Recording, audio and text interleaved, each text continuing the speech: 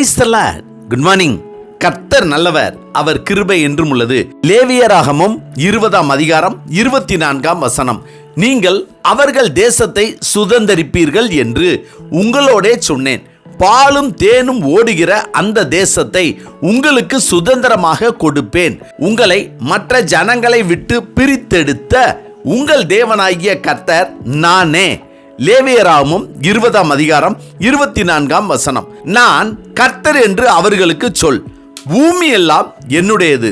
பாலும் தேனும் ஓடுகிற அந்த தேசத்தை உங்களுக்கு சுதந்திரமாக கொடுப்பேன் என்று சொன்ன தேசத்திற்கு நான் ஒரு தூதனை உங்களுக்கு முன்பாக அனுப்பி கானானியனையும் எமோரியனையும் ஏத்தியனையும் பெரிசியனையும் ஏவியனையும் எபூசியனையும் துரத்தி விடுவேன் என்று கர்த்தர் சொன்னார்.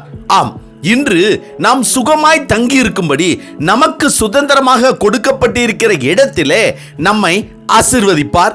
அவர் நம்மை நடத்தி கொண்டு வந்து விட்டிருக்கிற இந்த இடத்திலே நமக்கு எதிராக எத்தனை சத்துருக்கள், பகைவர்கள், எதிரிகள் வந்தாலும், யார் யாரை கூட்டி வந்தாலும், யார் யாரோடு எதிர்த்து வந்து நின்றாலும், நமக்கு வாக்கு கொடுத்த தேவன் நமக்கு முன்பாக நமக்காக ஒரு தேவதூதனை அனுப்பி அவர்களையெல்லாம் விரட்டி விடுவார்.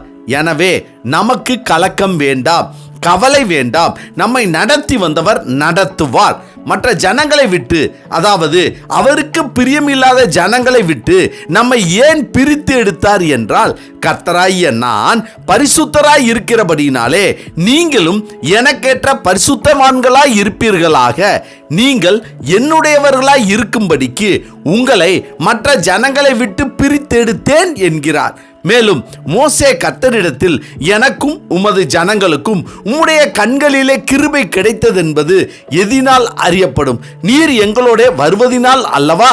இப்படியே பூமியின் மேலுள்ள ஜனங்கள் எல்லோரிலும் நானும் உம்முடைய ஜனங்களும் விசேஷித்தவர்கள் என்று விளங்கும்படி செய்யும் என்றார்.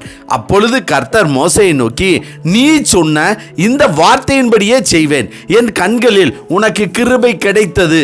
உன்னை பேர் சொல்லி அழைத்து அறிந்திருக்கிறேன் என்றார். எனவே நம்மையும் பேர் சொல்லி அழைத்து அறிந்திருக்கிறவர் சத்துருக்களுக்கும் நமக்கும் வித்தியாசத்தை காட்டுவார். நமக்காக ஒரு தூதனை நமக்கு முன்பாக அனுப்புவார். நம்மை ஆசீர்வதிப்பார்.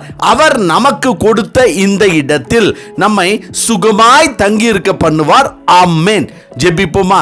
சர்வ வல்லமை உள்ள சேனைகளின் தேவனாகிய கர்த்தாவே, இந்த பூமி எல்லாம் உம்முடையது. இந்த பூமியில் இருக்கிறவைகள் எல்லாம் உம்முடையவைகள். இந்த பூமியில் வாழும் சகல ஜனங்களிலும் நீர் எங்களை உம்முடைய சொந்த ஜனமாக, உம்முடைய பிள்ளையாக பிரித்தெடுத்து நாங்கள் வாழ்கிற இந்த இடத்தை எங்களுக்கு சுதந்திரமாக்கி, இந்த இடத்தை எங்களுக்கு ஆசீர்வாதமான ஒரு இடமாக மாற்றி, மற்ற ஜனங்களுக்கு முன்பாக நாங்கள் ஆசீர்வதிக்கப்பட்ட ஜனங்களாக வாழக்கூடிய கிருபைகளை கர்த்தர் எங்களுக்கு தரும்படியாய் நாங்கள் ஜெபிக்கிறோம். கர்த்தாவே, இந்த நாளை நீர் எங்களுக்கு கொடுத்ததற்காய் நன்றி. இந்த நாளிலும் பிறந்த நாள் மற்றும் திருமண நாள் காண்கிற எங்களுடைய நண்பர்களையும் உறவினர்களையும் மற்றும் உம்முடைய ஜனத்தார் யாவரையும் ஆண்டவராகிய இயேசு கிறிஸ்துவின் இன்ப நாமத்தில் வாழ்த்தி ஆசீர்வதித்து ஜெபிக்கிறோம் நல்ல பிதாவே. ஆமேன், ஆமேன். கர்த்தர் நல்லவர், அவர் கிருபை இன்று முழுவதும் நம்மோடு கூட இருப்பதாக. ஆமென்.